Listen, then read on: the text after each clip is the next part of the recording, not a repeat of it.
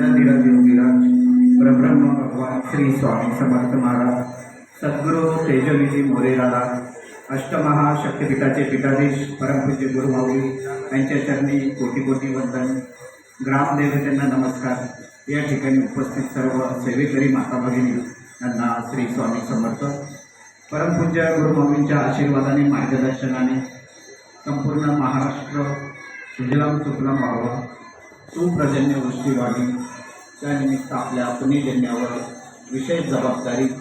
त्यात अष्टविनायकावर एकाच दिवशी एकाच वेळी गणेश याग, प्रजन्य याग, त्यानंतरची सेवा महाराष्ट्राचं कुलदैवत खंडेराय महाराज जेजुरी या ठिकाणी रुद्र याग आणि प्रजन्य याग. पुन्हा तीच सेवा महाराष्ट्रात 12 ज्योतिर्लिंगापैकी एक ज्योतिर्लिंग आपल्या वाट्याला आले पुणे जिल्ह्याला, म्हणजे भीमाशंकर या ठिकाणी पुन्हा पर्जन्य याग आणि रुद्र याग अशी सेवा आपण सर्व सेवेकऱ्यांनी मनोभावे मुठभर सेवेकऱ्यांनी का होईना आपण त्या ठिकाणी सेवा रुजू केली. आणि त्याचा परिणाम काय झाला तर जेव्हा जेजुरीचा कार्यक्रम झाला तेव्हा पाऊस सुरू झाला. 2 दिवस पाऊस पडला, त्यानंतर पुन्हा पाऊस थांबला.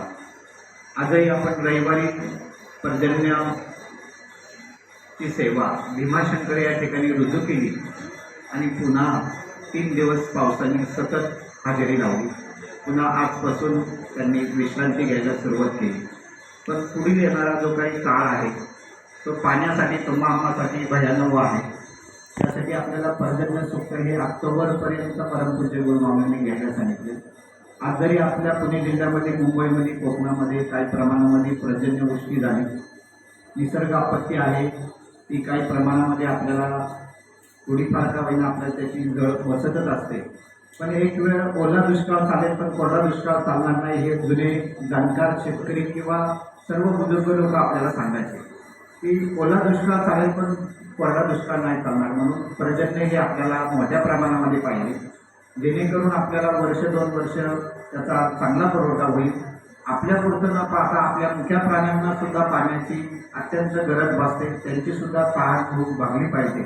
म्हणून या पर्जन्य सूक्ताची वेगवेगळ्या ठिकाणी महाराष्ट्रभर आणि पुणे जिल्हा, पश्चिम महाराष्ट्र, उत्तर महाराष्ट्र, मराठवाडा, विदर्भ, खानदेश या ठिकाणी जे जे काही मुख्य देवता आहेत त्या मुख्य देवतेला परमपूज्य गुरुमाऊलींच्या आज्ञेने आणि आशीर्वादाने आणि त्या जिल्ह्यातील त्या तालुक्यातील सेवेकऱ्यांनी एकत्र येऊन पर्जन्य सेवा रुजू केली.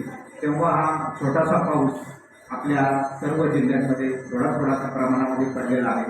पुढे सुद्धा आपल्याला ही सेवा अशीच पर्जन्य सूक्ताची चालू ठेवायची.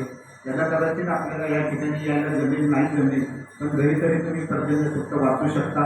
बरेच सेवेकरी पर्जन्य सूक्त वाचतात, पण मुठभर सेवेकऱ्यांनी सेवा करून चालणार नाही. तर आपल्याला संपूर्ण महाराष्ट्राचा विचार केला तर आपल्याला जास्त प्रमाणात आणि मोठ्या प्रमाणामध्ये पर्जन्य सूक्ताची सेवा करणं हे कर्म प्राप्त आहे. म्हणून आपल्या मार्गाचं उद्दिष्टच आहे की 20% अध्यात्म आणि 80% समाजसेवा. आणि पर्जन्य सूक्त आपण वाचल्यानंतर संपूर्ण मानवाला, सृष्टीला, मुख्या प्राण्यांना संपूर्ण पाणी मिळेल.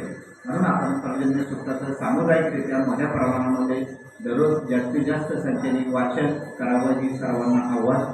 यानंतर आता येणारा पुढील जो काही उत्सव आहे